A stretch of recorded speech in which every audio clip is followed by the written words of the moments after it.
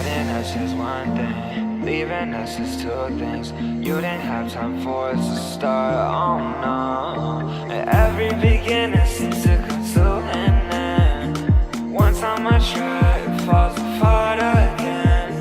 One time it's all I get now. Cause I know you're not what I wish for now. You're something out of the fantasy, escape to mine. And I don't want to fall in love, but I'll be fine. Maybe it was one thing, maybe it was two things. Make us in the way that you look at me. Cause I spent my whole weekend figuring that you're meant to. And I don't wanna be there to hurt no more. And I count all the times that your eyes follow mine. And you follow blind until your heart stands mine. And I'll define, putting my pride aside. If you put your love on the line, so will I.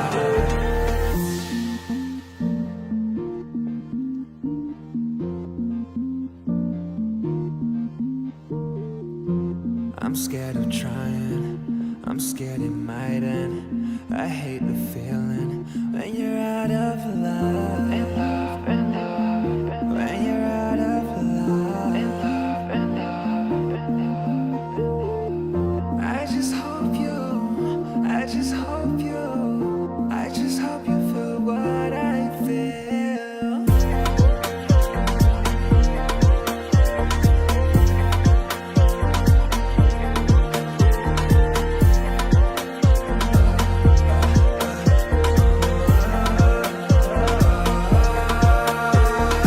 I count all the times that your eyes follow mine. Your eyes follow mine until your heart stands mine. I'll define, putting my pride aside. Put your love on the line, so will I. Maybe it was one thing, maybe it was two things. Maybe it's in the way that you look at me. I spent my whole weekend figuring that you're meant to. And I don't wanna be there to hurt no more.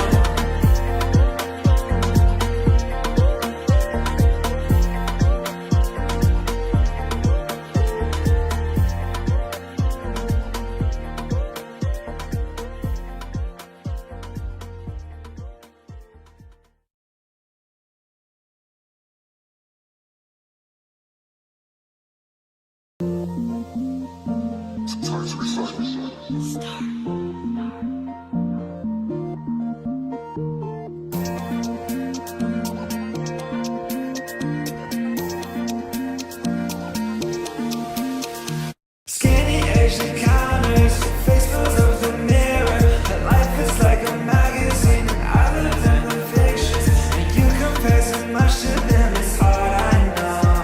But when you are around me, it feels so nice. I count all the times that your eyes follow mine. And you follow blind until your heart stands mine. And I'll define, putting my pride aside. If you put your love on the line, so will I. Doubting us is one thing, leaving us is two things.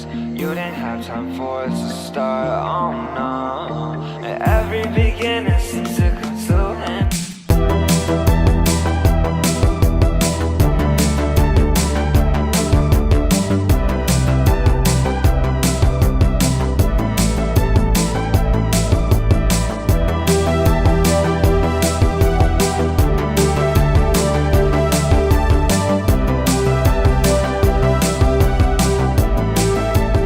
Hello and welcome back to the Give and Go. I'm your co-host Reynoso here with my boy. Soltero, what's up, guys? Thumbs up on the stream right now if you love Shaqiri. If you love seeing Shaqiri score bangers, give me a thumbs up on the stream right now. Let's get some more people into this chat. 5 stars on Spotify and Apple Podcasts if you're listening to us on our audio platforms. And remember, folks, we will be covering both the Euros, the Copa America, as well as the OFC Nations Cup. So stay in touch with us. The Give and Go is going crazy this summer, and it starts with the Euros. And it starts with today with what? Match day 6, 7 at this point? Sure. The official start of round 2 in the Euros. And bro, let's talk about Scotland versus I'm going blank here. Switzerland. Switzerland. Yeah. Scotland versus Switzerland with Shaqiri magic. Dude, what? Let's just start with that goal. It ended up equalizing the game 1-1 at the time. But what a curler. My God, the ball takes a beautiful trajectory. It bends around the post and sneaks in right at the last second. But who else, man? Who else has the technique? Who else shows up in these big moments for Switzerland? It's none other than Xherdan Shaqiri. A crazy stat that I heard during the commentary of the game. He is the only active European player to have scored in the last 3 World Cups and 3 Euros. I had to read that again, bro. That's crazy. That means that he scored a goal in every single major tournament since the 2014 World Cup. Amazing. It's amazing. That is amazing, dude. And like the fact that the way he found the goal today was in a moment of shock where I don't know who it was for Scotland that gave the ball away so embarrassingly, honestly. Gives him just a window, a small gap, still from outside the box, asking him to do so much.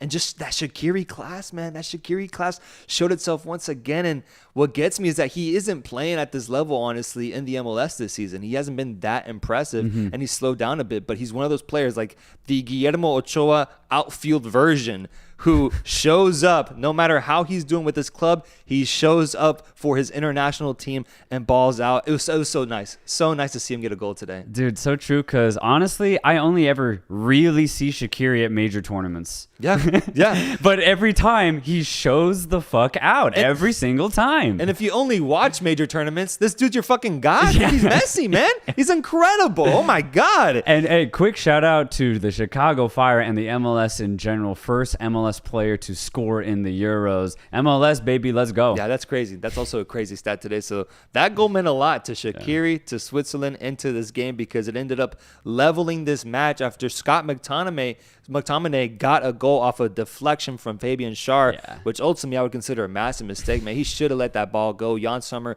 had his eyes set on it. He gets in the way. It's an own goal. And scenes for Scotland as they grab the lead in this tournament. Yeah, it was honestly a really bad mistake. And if you consider how this game ended, it was the difference. And it's the goal that keeps Scotland alive, because now Scotland will be able to play against a pretty disheartened Hungary in this last match day, which will happen in a couple days. Scotland are alive. They'll need a win, but that big deflection goal is keeping Scotland alive. But just what a mistake by Schär, though. Like, it was clearly going to Jan Sommer's paws. There was no need to reach and stretch for that ball. It was a horrendous deflection. It was awful, dude. And the number of goals that we've seen now in the Euros, five own goals so far. That's 3 ahead of the leading goal scorer in this tournament, Jamal Musiala, with 2 so far. So own goals have been making an appearance like crazy. And we've seen some wacky own goals, man. Some really interesting deflections or decisions from defenders resulting in the ball hitting the back of the net at their own demise. What did you guys think about the own goal, about Shaqiri, and about this match? Because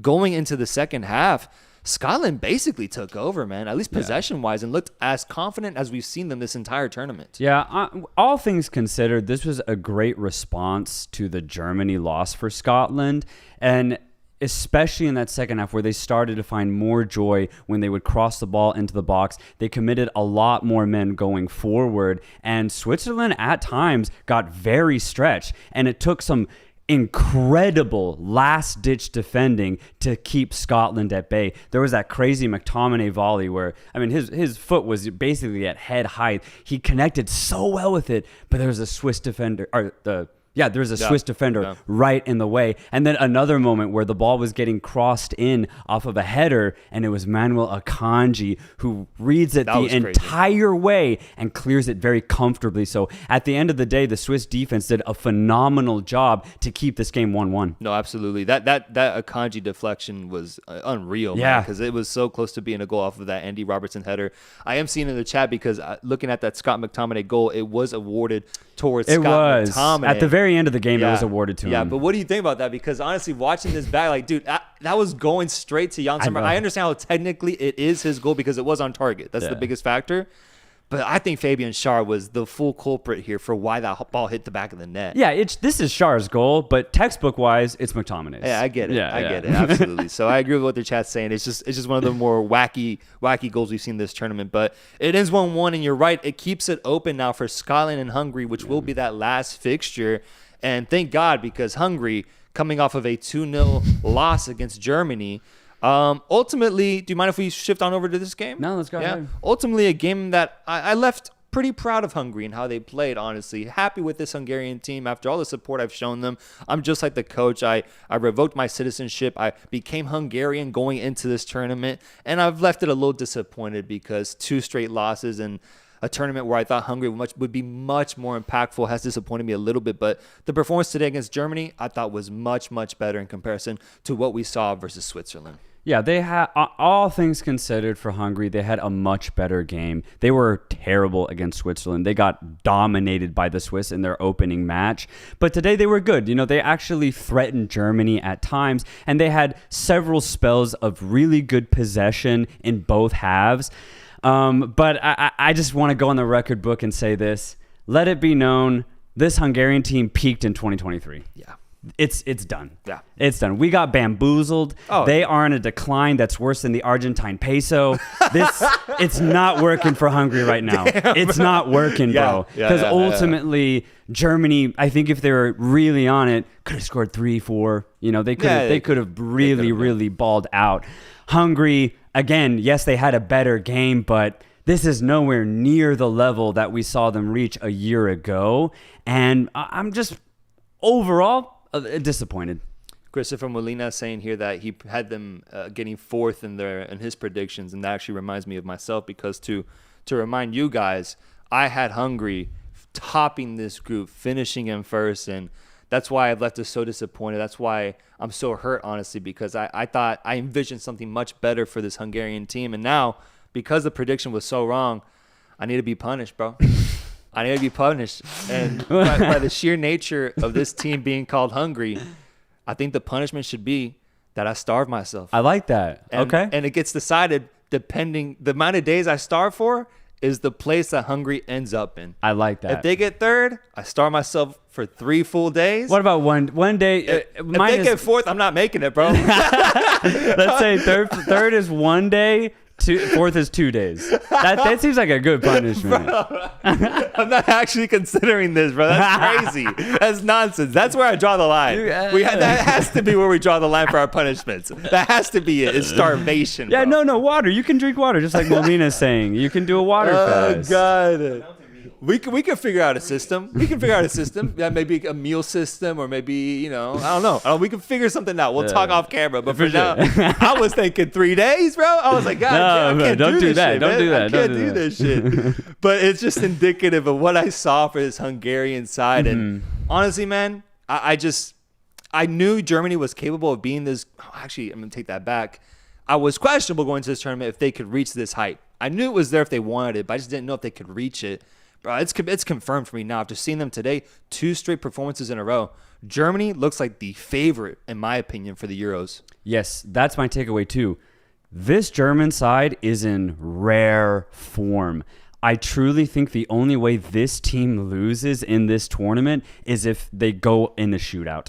Because realistically, they have, I think, the most fluid offense in this tournament. I mean, Gundogan popped up several times, pretty much just all around the box, and he has the ability to just find that perfect pass. And we saw the goal that he got today. It was just a gorgeous finish off of a brilliant move that started with Jamal Musiala and then ended with Mittelstadt getting a really nice cross into Gundogan. But that's the type of skill level that this German team possesses. Everybody is playing at their best right now. And when this German team is running the way that they're operating right now, I just don't really see a team stopping them, bro. I really don't. Yeah, Nagelsmann has done an incredible job so far. I didn't know this. The youngest coach to ever coach in the Euros in their history. He is doing an amazing job with the pressure on his shoulders to deliver with this German team. He has done incredible. Guys, let me know, what do you think about this German side? Do you see them as the favorites for the Euros, or are there other teams that you think will build some momentum going into these later matches? But for now, I'm so high on this German team because they look so dangerous, bro. Yeah. If it's not Musiala cooking you, it's Florian Wirtz doing something clever.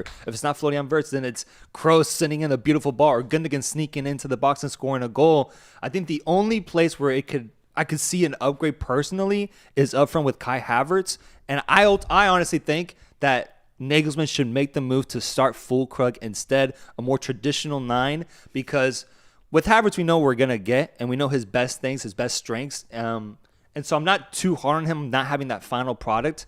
But for me, it's more so his involvement. I'm not seeing him as involved with the offense the way that prime Kai Havertz can be. Yeah. I think if you put him full Krug instead, he showed it in that Scotland match, scoring an absolute worldie of a goal. I think he would much better fit into his role as that number 9 up top. And I just think that'd be the last upgrade you can make for this team, to just completely shell it out, because what I've seen from Kai Havertz so far has been just a little disappointing. He was quiet today for sure. And I thought he was brilliant against Scotland, though. So my opinion on this is I like Nagelsmann's 50-50 approach. He plays Havertz for a half, and then he brings on Füllkrug for the second half. And I'd be cool with a flip-flop. Maybe you start Füllkrug in the first half, and then you bring Kai Havertz on the 60th minute in the second half, maybe depending on the type of opponent you play. I just think Germany... Füllkrug isn't the best number 9, right, in the tournament, although he's in really good form right now. So when you consider Kai Havertz's ability to combine, I think that's why Nagelsmann is playing both guys right now, because they both are just really good with the style that they bring to the game. So I like that I like that he has them in rotation. Yeah, I agree. I just think for the next match, this is the match, it's done by now. But there was like a moment of combination where Kai Havertz had a wide open Gundogan in the box. All he had to do was touch it. It was a give and go play, and he just hit it a little bit too far. I wonder how Füllkrug would have done in that moment. I think I wonder what he's going to do in that big round of 16 matchup once the stage and the pressure is on him fully, because we won't see it in the third matchup. They're qualified. They have advanced fully. So I think that's when we'll see it for Germany. But let's read some of these chats. What are you guys thinking? Bvart says, I need to see Germany play a big team to say if they can win. I can see that. I can definitely see that. Jadir Beltran says, Germany with the fans behind them could do anything. I agree. I agree, man. The fans just add another factor that I think makes them one of one. Jason 7480 says, it's Musial's world. The rest of the guys just living in it. Completely agree with you, my friend. Completely. He's been balling out this entire tournament. He looks so good. Let's see what the super chats say. We have the Hitman, my boy, the Hitman, saying overrated teams are about to get grouped. I mean, that's the theme we're seeing with teams like Hungary, teams like Croatia, which we'll get into. I mean, there are some really notable teams that are potentially going to get grouped going into the third round of this tournament.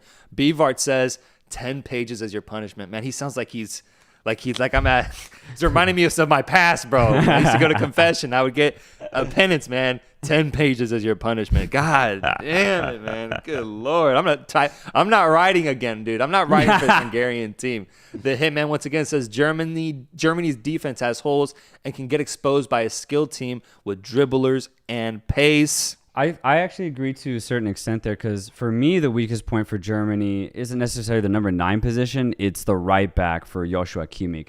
Not necessarily in the way that he approaches the game, but just defensively. I think if there's a really pacey winger on that right-hand side for Germany, Kimmich's going to struggle. He can do it, but he's going to get cooked a couple times. And, in a quarterfinal, semifinal stage, that might be the difference between winning and losing. So I think it would be a cause for concern for sure for Germany, but I really do think they make it up with their beautiful offense. Beautiful, man. Beautiful. So that's why I had them in my preview semifinal exit. I'm still going to go with that, but I'm saying now that they could definitely go farther than that. I'm sticking to my France prediction. Are you still sticking to your England prediction?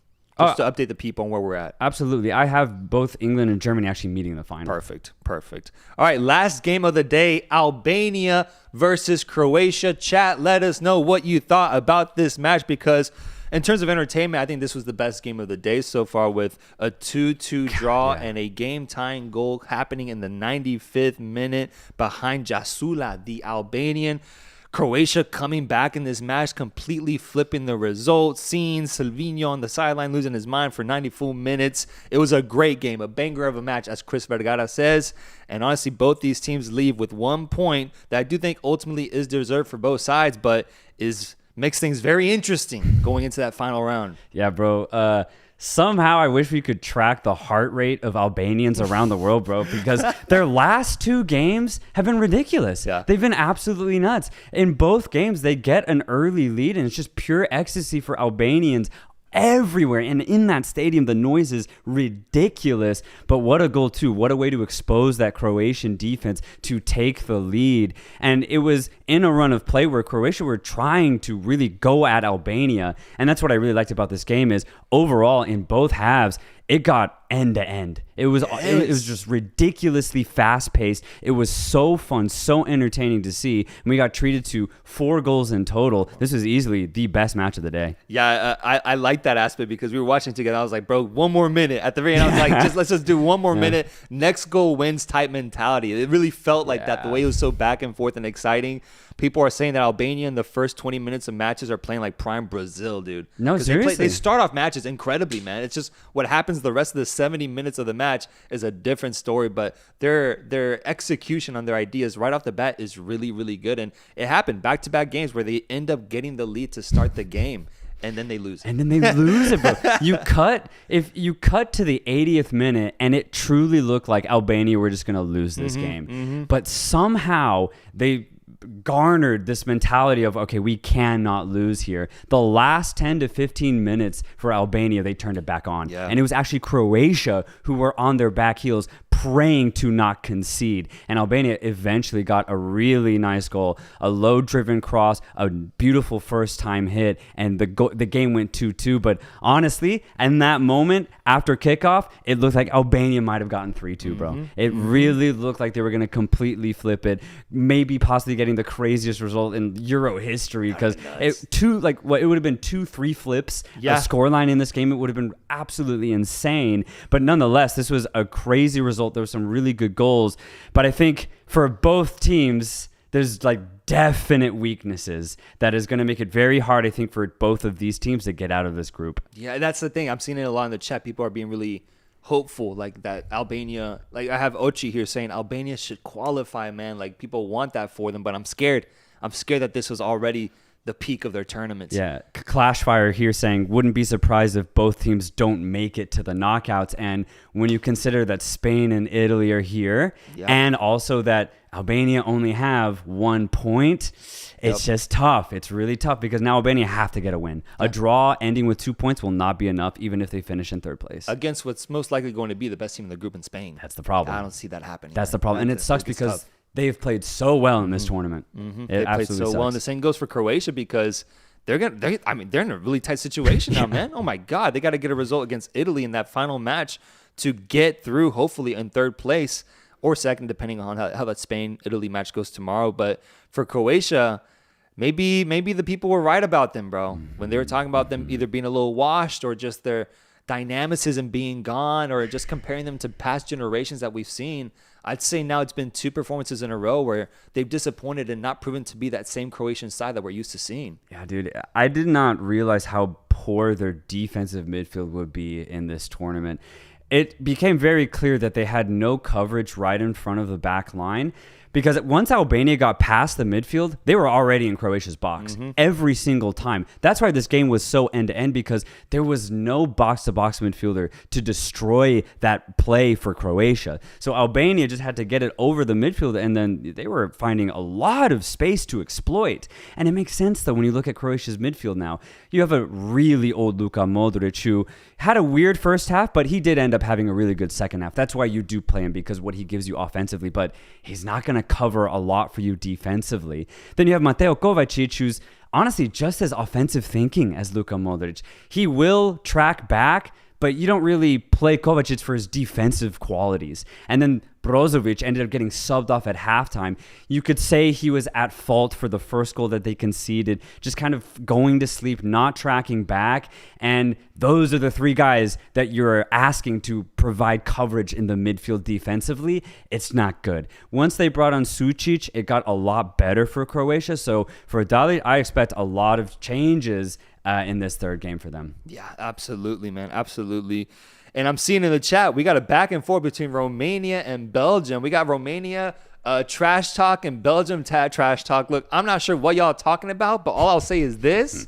That game's going to be really fun to see. Romania versus Belgium, because Romania is on fire right now, man. Yeah. They're on fire. And I'm interested to see how do they perform against not a top team in Belgium, but just a team of higher quality in Belgium that could spank you if they get on it, if they get that dynamic flow going, but also has that element of being frauds, of being nervous, of being disappointing and underwhelming in big matches. It's set up for Romania to do exactly that because the way Romania approached the game is very physical. And what better way to get players like Trossard and Doku out of a game than putting a body on them, right? If you really get in their heads and let them know very early on that they're not going to have any fun dribbling, then Belgium's offense is going to struggle. And if Romania can be as clinical as they were in that first game, Hey, there's a chance Romania can pull something off. And I don't think it's a crazy chance either. It's very doable. I wouldn't rule it out. That's all I'm going to say. I wouldn't rule out Romania getting a result, but of course I also wouldn't rule out Belgium winning 2-0 and just waking up finally in this tournament. Guys, let's do the awards of the day. To start, we're going to do goal of the day. What did you guys have as the goal of the day? Because we had some bangers. We had Romania. Not Romania. I'm thinking about Romania. We had Shaqiri scoring a beautiful goal against Scotland. We had some nice moments in that Albania-Croatia match. Kramaric had a really nice slot finish. Yeah. I'm thinking if there's really Musiala's goal, Gundogan's goal. Gundogan's goal was good too, but I just got to go Shaqiri, I think it's clear today. It just looked beautiful. Yeah. It looked like an art piece. Like just the way that ball flew and bent right inside the post. It's just a gorgeous goal. I got to go Shaqiri. I think we got to go Shaqiri. I think there's a clear gap between that and the second best goal of today. And it looks like the chat mainly agrees with a bunch of shouts for Shaqiri. Well done. Then Shaqiri, we will award him the award the day we get to meet him, hopefully here in the MLS as he plays for the Chicago Fire. Maybe one day we can give him the Goal of the Day award. We'll see. But for now, Shaqiri wins it. Congratulations to him. Next award of the day is the performance of the day. Who was the best performer today? This one's interesting because I was talking to you. Yesterday was clearly guys like Arda Güler who could win it. And the day before that, I thought there was someone really notable. I'm already forgetting it, but it was clear. Today, it's much more muddy. And I want to know who the chat thinks was the best performer of the day. Is it Shaqiri getting the goal of the day and the performer of the day? Is it Musiala having another good performance for Germany? Gundogan? Who's it going to be that gets the performer of the day? I know this is tough. We might have to leave this one to the chat on this one because this was an interesting day as far as standout performers. The games were fantastic, but yeah, I agree. There isn't really one guy that just kind of took it. But, I mean, there was still, honestly, you could give it to any German player because Germany were pretty much perfect today. I think that's what the chat's saying. We're going Musiala on this one. Yeah, you could go Musiala, you could go Gundogan, you could go Toni Kroos again, honestly, because he was just as perfect in the midfield. You could give it to anybody. Neuer had actually two really good saves. So Germany were fantastic once again. I say give it to a German. Fair play. We're going to go Musiala. That's the easy one. Let's do it. Let's do Musiala. Musiala gets the performance of the day, and then the last award is game of the day. What do you guys have as the game of the day? Is it as simple as that Albania-Croatia shootout? Is it Germany dominating Hungary? Or is it Scotland getting a goal, having a really important moment in the Euros for themselves, going up against Switzerland and seeing Shaqiri score a beautiful goal once again? I think for me, it's pretty easily that Albania-Croatia game.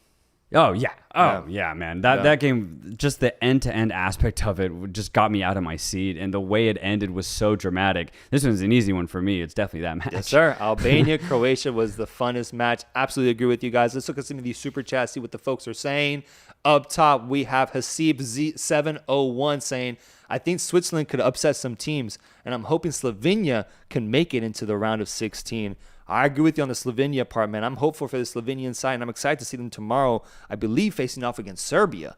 And as for Switzerland, do they have that capability of punching above their weight and upsetting a team after what we saw today against Scotland? I think so. I mean, Switzerland proved that they could do exactly this and upset a lot of big teams 3 years ago at the Euros. I mean, they knocked out the reigning world champions at the time.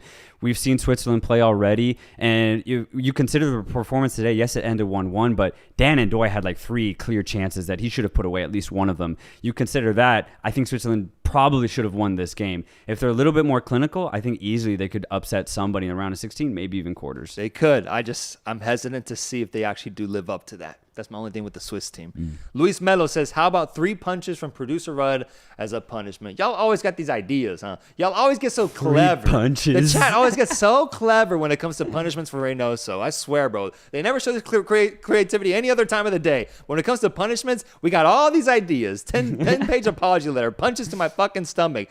Get it together, folks, man. I'm starving myself for that punishment, and I'm figuring that one out, right? Yeah. Leave it at that. Good Lord, man. Y'all going to make me die on this stream. Bvart says, Are you guys going to Copa America games?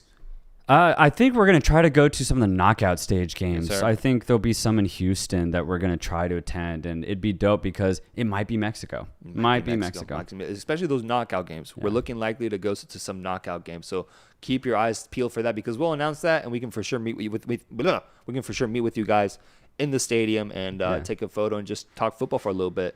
Last super chat of the day is the Hitman saying Lukaku has 85 international goals and 115 appearances. Romania is going to get pounded. That must be the comment that started the war that we saw in the comments. That must be what started it, man. That must be what did it because... Or trying to end it. Yeah. Yeah. And so I'm just saying, Romania-Belgium is a lot closer than maybe it seems to the average eye. I think Romania can completely surprise a team like Belgium. And Lukaku, he's been a little off in these major tournaments. I want to see how he performs in his second game at the Euros. Anything else you want to say before we go? No, I think that's it. I mean, just to comment on that, though, it is true. Lukaku, I mean, that's an insane goal-scoring ratio at the international level. You can't sleep on that. Yes, it seems he might be a little bit cursed in the biggest stages. You know, he had a really weird World Cup a year and a half ago. He had a really weird opening game to this Euros, but if you consider how many goals he scored over his career in England and in Italy, this man knows how to put the ball in the back of the net. So if you're Romania, you just can't get cocky because you give Lukaku space, he will finish. And that's it for today, guys. We usually do match previews, but producer Rudd's got to head out early, so we're going to call it today. But we'll be back tomorrow with our first Euros and Copa America streams of the day with Argentina facing off against Canada. But is it already out? What happened? Oh, no, there's one last super chat. Oh, what'd he say? Okay, Jay Patel saying, late to the party, but wanted an opinion. City players aren't performing internationally because they used Pep system, Foden, KDB.